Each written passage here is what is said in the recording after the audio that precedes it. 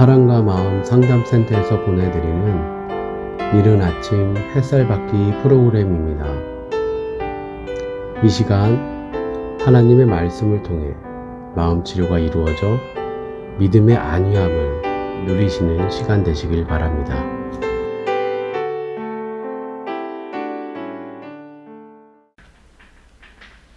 이른 아침 햇살 받기 시간입니다.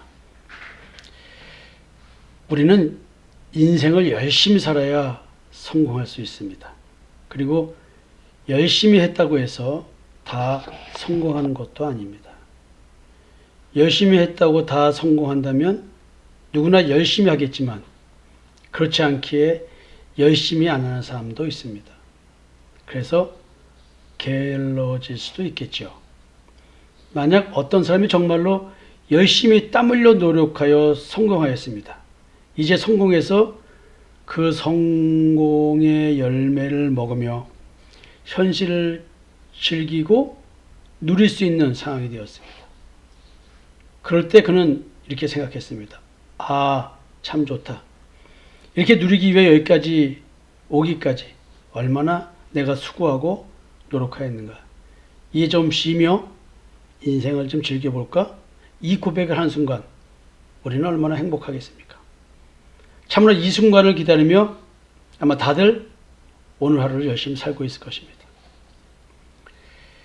여기서 한번 생각해 볼 한자가 있습니다. 사람 인자. 사람 인자가 주는 교훈이 무엇일까 한번 생각해 보려고 합니다. 그렇다면 우리가 인생을 통하여 얻는 것은 무엇일까요? 먼저 사람 인자의 의미를 보겠습니다. 창세기에 의하면 아담의 아내를 돕는 배필이라 했으니 사람끼리 서로 의지하며 사는 걸 말하는 것인지 아니면 색시가 남편을 의지하고 사는 것처럼 우리의 남편 대신 예수님 즉 하나님을 의지하고 살아야 한다는 것을 말하는지 모르겠습니다. 어쩌면 인생을 통하여 인간은 사람이든 하나님이든 누구에게든 의지하며 도움을 받고 사는 존재라는 것을 깨닫게 하는 것인지도 모릅니다. 만약에 내가 사람을 믿고 인생을 살아간다면 그 사람이 나 자신일 수도 있고 타인일 수도 있으나 그 믿는 구체적인 내용은 자기의 능력을 믿고 사는 것이고 자기 외의 사람 또는 자신의 소유한 것을 의지하는 것일 겁니다. 우리가 어릴 때부터 열심히 공부를 하는 이유가 무엇일까요? 부모님들이 자식들에게 열심히 공부하라고 하는 이유가 무엇일까요? 사실상 누구의 도움 없이 누구에게 의지하며 사는 인생이 되지 않고 독립적으로 인생을 살아갈 수 있는 능력을 키우라고 그러는 것 아니겠습니까? 그 다음에 사람이 아닌 하나님을 믿고 산다면 그 삶은 어떠한 삶이 될까요? 내가 하나님께 의지하겠다고 해서 하나님은 그 의지함을 받아주시는 것인가요? 내가 하나님을 믿으니 날 도와주소서 한다고 도와주는 것인가요? 그리고 하나님을 믿는 자의 삶이 정작 하나님께 의지하지 않고 사람의 능력을 의지한다면 어떻게 되는 것인가요? 이제 이런 이야기들을 성경에서 뭐라 하나님이 말씀하시는지 우리가 깨달아 봐야 되지 않을까 생각됩니다. 여러분, 우리 재앙의 근원이 뭔지 아세요? 오늘 내 삶의 사건, 사고가 왜 생겼는지 아세요? 작은 일조차도 오늘 그 근원이 되는 이유가 있습니다. 영적 원인이 있습니다. 이사야 31장 1절에서 3절인데요. 도움을 구하러 애굽으로 내려가는 자들은 화 있을진저 그들은 말을 의뢰하며 병거의 많음과 마병의 심히 강함을 의지하고 이스라엘의 거룩하신 자를 앙모치 아니하며 여호와를 구하지 아니하거니와 여호와께서도 지혜로우신즉 재앙을 내리실 것이라. 그 말을 변치 아니하시고 일어나서 악행을 하는 자의 집을 치시며 행악을 돕는 자를 치시리니 애굽은 사람이요 신이 아니며 그 말들은 육체요 영이 아니라 하나님께서 그 손을 드시면 돕는 자도 넘어지며 도움을 받는 자도 엎드려서 다 함께 멸망하리라. 제가 여기서 이 말씀을 가지고 굉장히 이 영적인 걸 깨달아서 현실적으로 적용되는 것들이 이 표현에 굉장히 많습니다. 통상 우리가 사람을 의지하지 않고 하나님을 의지하라는 말, 이거보다도 또 굉장히 어려운 이야기가 있어요. 하나님이 치고자 하는데 하나님께서 화를 주고 저주를 내리는데 그 사람을 지금 다루고 계시는데 우리 눈에 보기에 안 좋다고 해서 내가 도움의 손길을 준다? 돕는 자도 넘어지고 도움을 받는 자도 없어진다. 그래서 제가 그런 얘기 하지 않습니까? 하나님이 지금 징계를 하고 계시고 하나님께서 치료를 하고 계시는데 거기 껴들었다가는 껴드는 사람은 하나님께 혼난다. 이 재앙의 근원에 대한 여기가 있습니다. 한번 얘기를 좀 더 해보겠습니다. 자, 이사야는 위와 같은 하나님의 말씀을 이렇게 대언했습니다. 여기서 이사야는 하나님께서 인간 스스로 화를 부르고 있는 사실을 지적하고 계십니다. 그것은 이스라엘 백성들이 삶의 능력을 자기 자신에게 두는 것, 즉 하나님을 의뢰하지 않고 살아가는 삶의 방식이 화의 근원이 된다고 지적하고 계십니다. 그 구체적인 예로 여호와 하나님을 믿지 않는 애굽 사람이 자기 나라의 국방력의 강함을 확신하는 근거로 기동수단이 말, 마차, 병력의 수등을 제시하는 것과 같이 이스라엘 백성들도 그러한 것을 의지하여 나라의 강성함을 자랑하고 신뢰하고 있다는 것입니다. 즉 이스라엘 백성들이 어려울 때에 만약에 애굽을 의지한다. 제가 만약에 부족함이 많은데 현실적으로 이 현실적인 부족함을 가지고 하나님께 의지해야 되는데 세상 사람들 내 형제, 친척, 부모 또는 자식 이런 걸 의지한다는 개념과 같은 개념입니다. 여러분들이 지금 나라와 나라 얘기를 하는 거니까 하나님의 나라의 백성이 세상 나라의 백성과의 관계에서 이렇게 생각해도 되는 것입니다. 자, 여기서 보면은 화의 근원, 재앙의 근원은 분명히 하나님을 의지하지 않는 것이었습니다. 세상 것을 의지하는 내 마음, 이걸 잘 보셔야 됩니다. 또 다른 영적 원리를 한번 보면요, 하나님을 잊으면은 내게 있는 것조차도 거두어 가신답니다. 하나님과 인간의 기본적인 관계는 어떻게 형성되는 것일까요? 하나님은 인간으로 하여금 하나님을 의지하며 살도록 창조하셨습니다. 그렇기 때문에 인간이 하나님을 의지할 때 하나님과 나와의 관계의 기본적인 관계가 형성됩니다. 이것이 영적 원리이기에 인간이 하나님을 의지하지 않고 살 때 하나님은 반드시 전지전능하신 능력과 지혜를 동원하여 인간으로 하여금 하나님을 의뢰할 수밖에 없는 상황을 조성하십니다.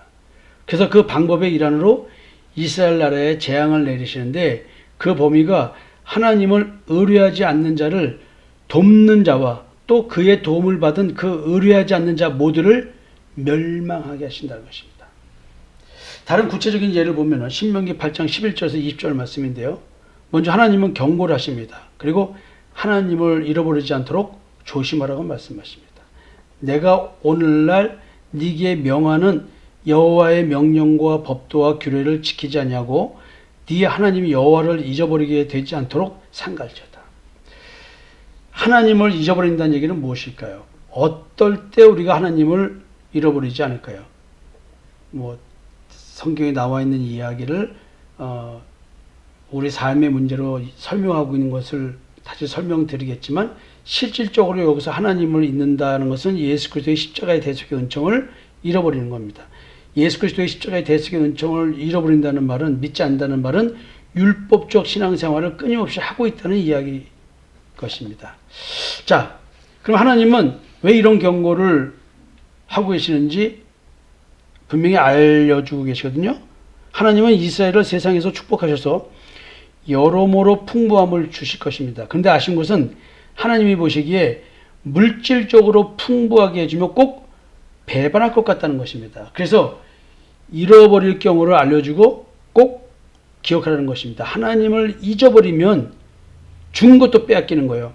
네가 먹어서 배불리고 아름다운 집을 짓고 거하게 되며 또 네 우양이 번성하며 네 은금이 증식되며 네 소유가 다 풍부하게 될 때, 이게 지금 경제적으로 부유하여 걱정이 없는 삶의 상태가 하나님을 잃어버릴 수 있게 만든다는 것입니다.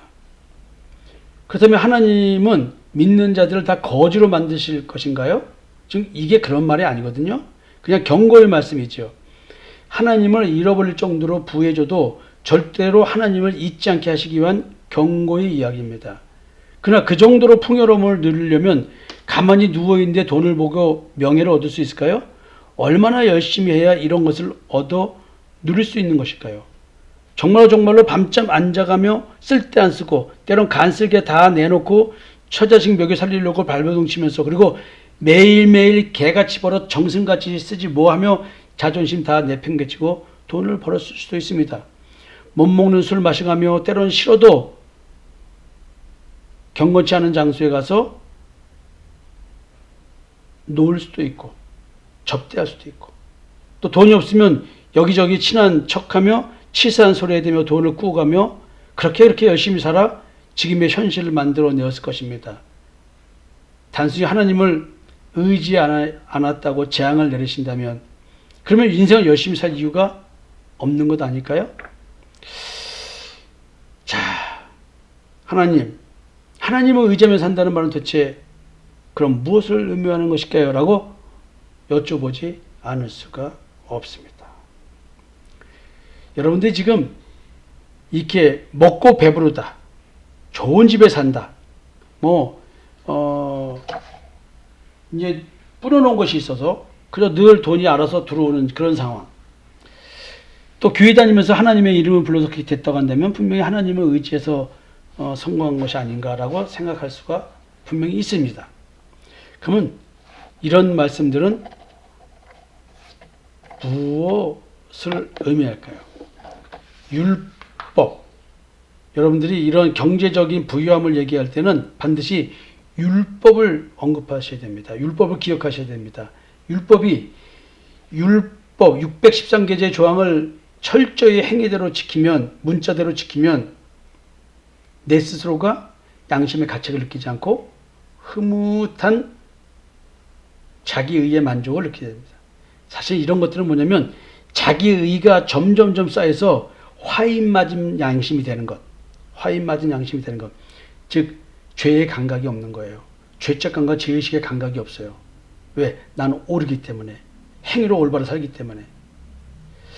자, 여러분, 이어서 계속 내일도 말씀드릴 건데요. 한번 오늘 고민을 좀 해보셨으면 좋겠습니다. 하나님은 나로 하여금 하나님을 의지하게끔 만드시는데 성경을 놓고 보면은 하나님을 잊어버리고 하나님을 의지하지 않으면 오늘 내 삶에 재앙이 온다고 얘기합니다.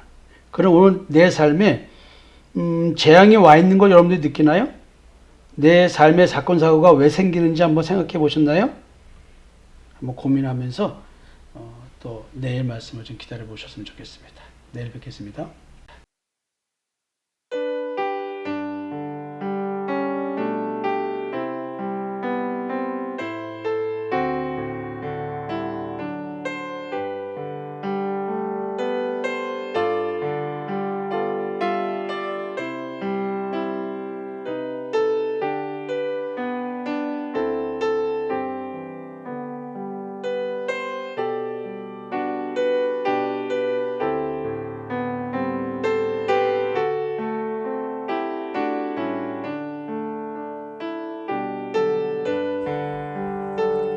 지금까지 사랑과 마음 상담센터에서 보내드리는 이른 아침 햇살 받기 시간이었습니다. 오늘도 하나님의 사랑을 경험하며 자기 성찰이 이루어지는 하루가 되시기를 기도합니다.